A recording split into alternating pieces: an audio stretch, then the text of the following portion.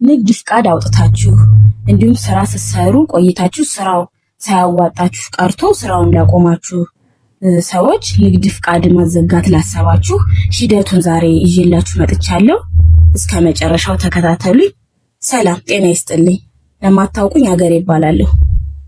ንግድ ፍቃድ የምታዘጉት ያው የጀመራችሁት ንግድ ካላዋጣ የሚያከስር ከሆነ ማዘጋት አለባችሁ እንጂ ሳታዘጉ መቀመጥ የለባችሁ።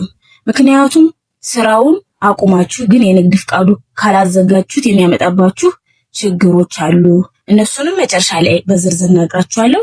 እስከ መጨረሻው አብራችሁን ቆዩ። ለቻናሌ አዲስ ከሆናችሁ ላይክ፣ ለሌሎች እንዲደርሳቸው ሼር እንዲሁም ሰብስክራይብ በማድረግ ቤተሰብ ሁኑ። ቀጥታ ወደ መረጃው ሄዳለሁ።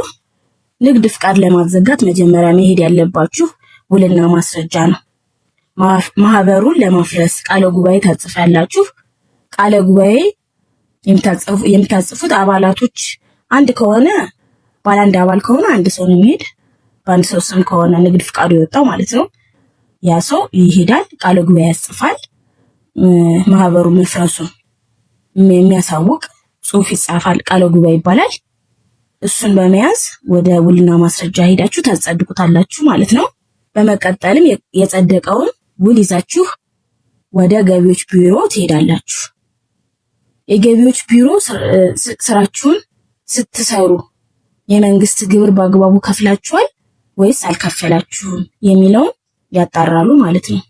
ካጣሩ በኋላ ግን ዕዳ እገዳ ከሌለባችሁ ከዕዳ ነፃ መሆኑን የሚገልጽ ደብዳቤ ወይም ክሊራንስ ይሰጣችኋል። ወደ ገቢዎች ስትሄዱ መርሳት የሌለባችሁ ነገሮች አንደኛ ንግድ ፍቃዱን ዋናውን ንግድ ፍቃዱን ይዙታላችሁ ኦሪጂናሉ ማለት ነው። ሁለተኛ የምዝገባ ፍቃዱንም ትይዛላችሁ። ሶስተኛ በውልና ማስረጃ የጸደቀውን ውል እነዚህን ይዛችሁ መገኘት አለባችሁ።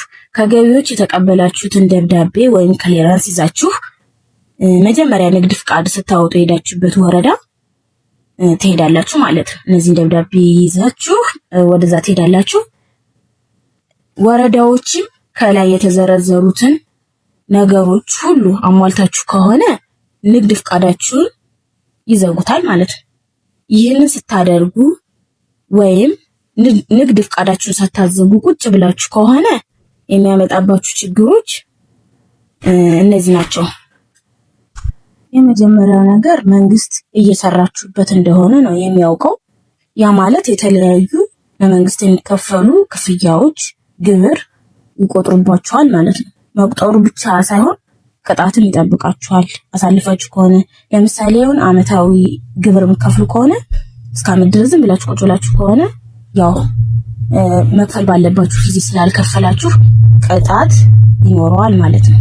እንዲሁም አመታዊ ወርሃዊ ይባላል። ወርሃዊ ከሆነ ደግሞ ፒኤልሲ ድርጅት ሲሆን ማለት ነው። ፒኤልሲ ሲሆን ወርሃዊ ልክ እናንተ ማድረግ ያለባችሁ ልክ ስራውን እንዳቆማችሁ ንግድ ፍቃዳችሁን ማዘጋት ወይም ሌላ ስራ ካሰባችሁ ንግድ ፍቃዱን ሳታዘጉ የስራ ዘርፍ መቀየር ትችላላችሁ ማለት ነው። እነዚህን በማድረግ ካልታሰበ ቅጣት ራሳችሁን ጠብቁ።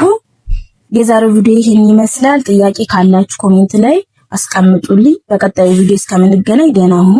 እስከመጨረሻው ስለተከታተላችሁኝ አመሰግናለሁ።